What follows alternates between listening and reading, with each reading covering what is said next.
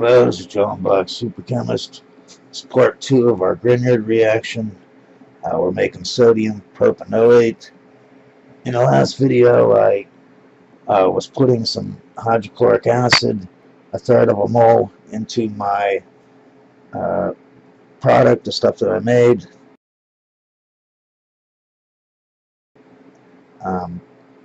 To quench it. And when I did that, I wasn't thinking it's going to produce hydrogen. The hydrogen tries to escape and it takes some of the HCl with you, so I'm getting sprayed with that. So what I'm going to do is take this over to where the fume hood is at. Because of the ventilation and all that, the fans, it's hard to hear me. You might have to turn the volume up. So I'm basically starting out adding, because I still have more of that hydrochloric acid. I need to add that third of a mole. So I'm still adding that. As you remember in the last video, everything was a solid. Once I added that and swirled it around a little bit, I poked it with a glass rod and it basically came all apart. So, you know what I mean? It was no big deal about it being a solid. Alright, so putting that in helps because look, it's nice and liquidy now, although I got a big chunk on the side here. I'm going to pour it into this right now.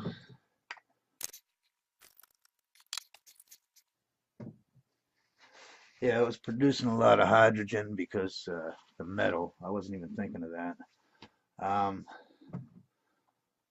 So here, I'll put some more of this last of that third of a mole.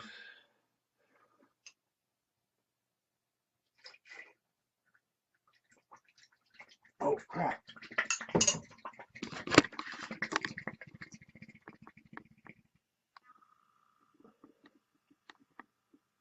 Look.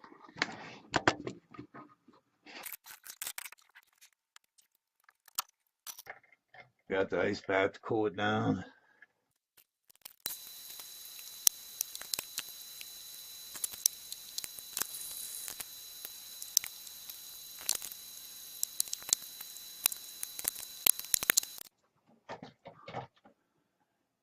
Now this next third of a mole of HCl is for the crap that's in here.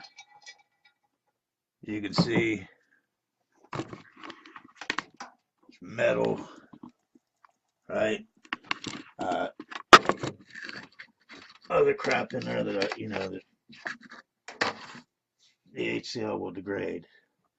Keep in mind this does make hydrogen, so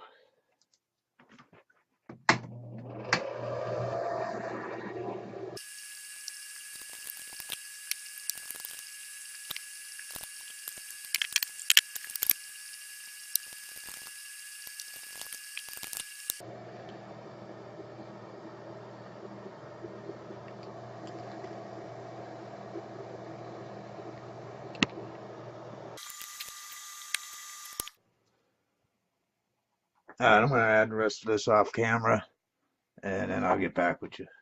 I'm going to pour this in. It's done reacting. I'll put it through this set funnel.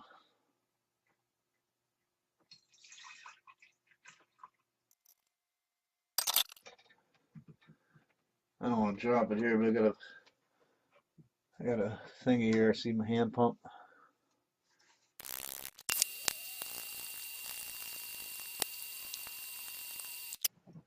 Alright, now remember that last mole of HCl? I'm going to wash this. I'm going to pour a little bit in here to wash that metal out, right, the funnel.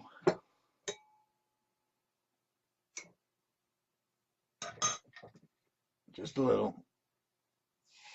Whoa.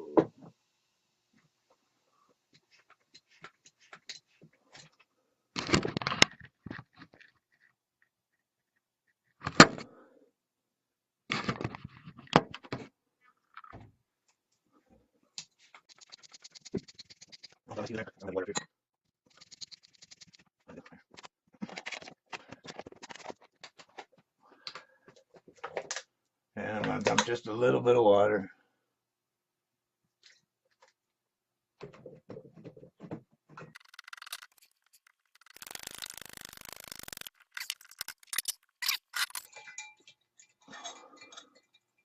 Yeah, I'm gonna put it back into here.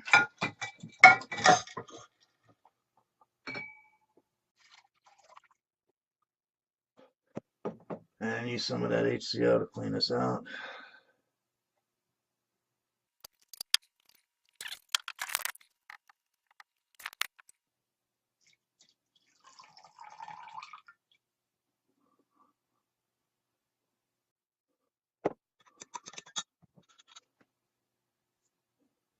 You can see it's clear.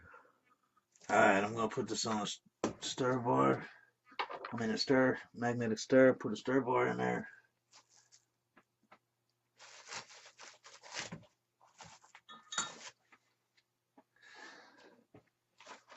And I got 75, 76 grams of salt, something like that. I don't know exactly what it is.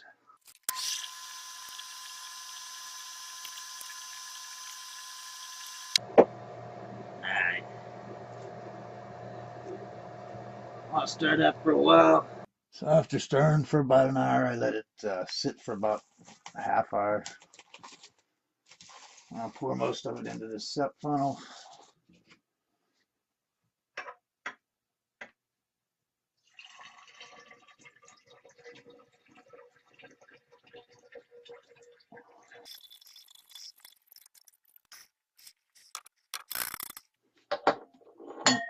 I don't know if you can see it, but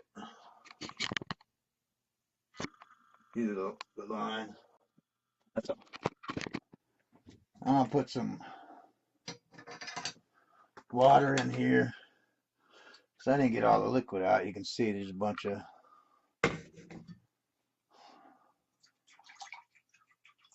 gonna let that stir for about 15 minutes, and then I'm gonna let it sit for about 15 minutes, and then I'm gonna dump it in here too. It's been sitting there not stirring for like 20 minutes. Put it in here with this.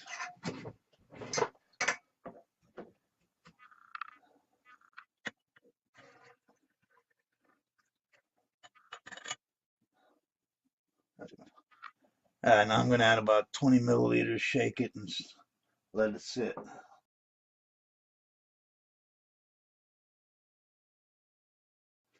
Always remember to vent in between shakes.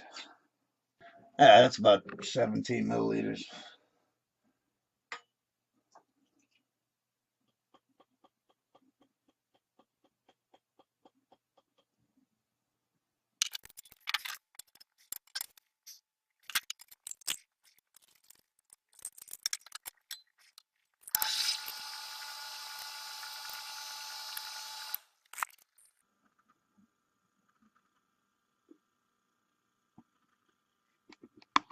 Let that sit for a while.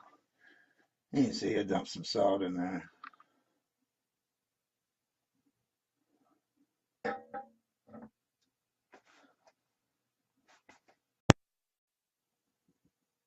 It's been about 20 minutes. I'm going to drain this bottom layer out.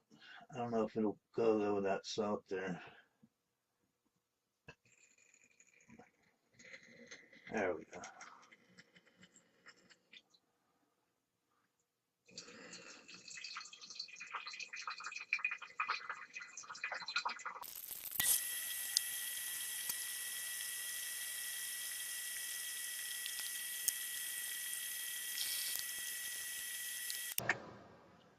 Now these are the layer I'm going to save.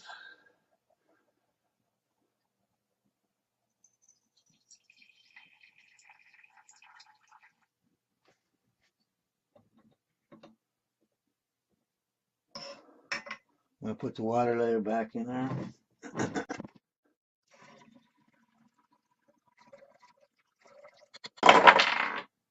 And I'm going to put 20 more milliliters of, give or take, of diethyl ether. That's 20 milliliters exactly. I'm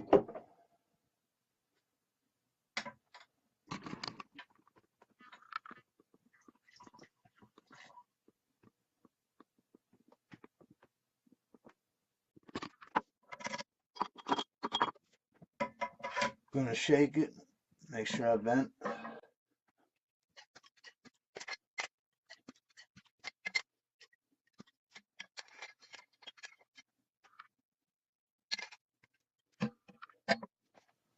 I'll let it sit for about 20 minutes and repeat that. So again, I'm going to drain the water out.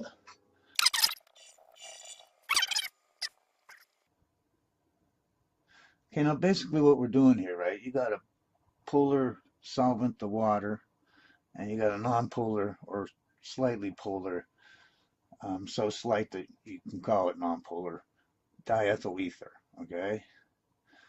So we have the propionic acid right now. That's soluble in both water and the diethyl ether. So we threw some salt in there, right? And the salt made the push the propionic acid into the ether better. You know what I mean? That's why we put the salt in, okay?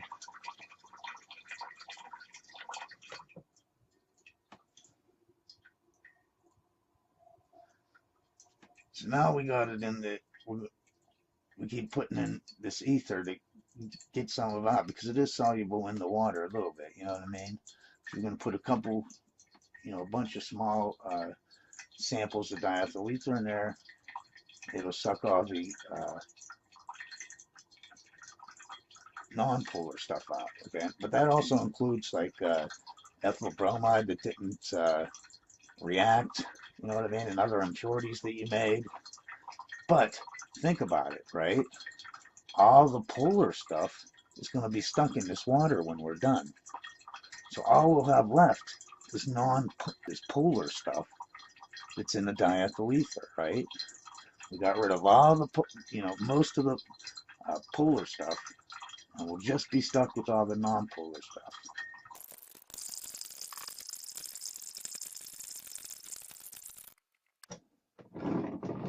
Once again, we're going to save our ether.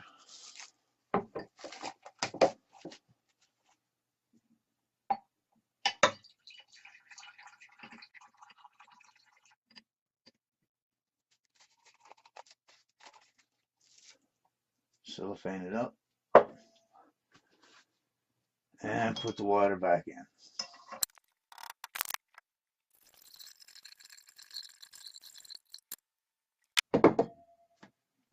Put another 20 milliliters of diethyl ether in there, give or take. That's like 22 milliliters.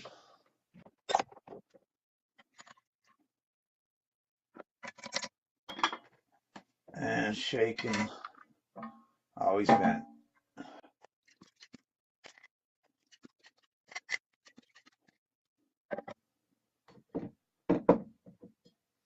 And we'll let that sit for another 15, 20 minutes, 25 minutes. Okay, we're going to do it again one last time, only because I ran out of ether.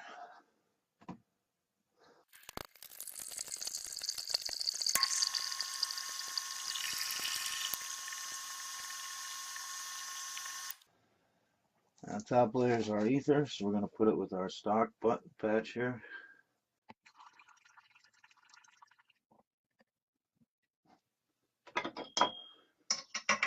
And we're going to put our water layer back in.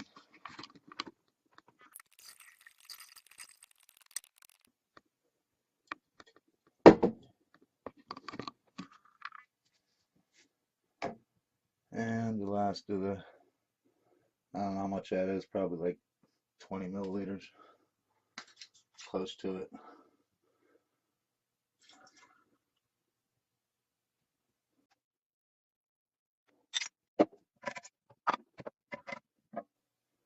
Shake it, make sure to vent.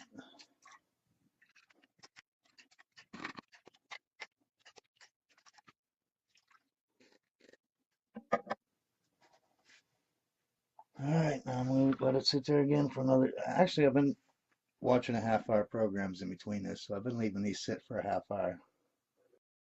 Don't miss part 3. You all have a great day, and always remember, science is great.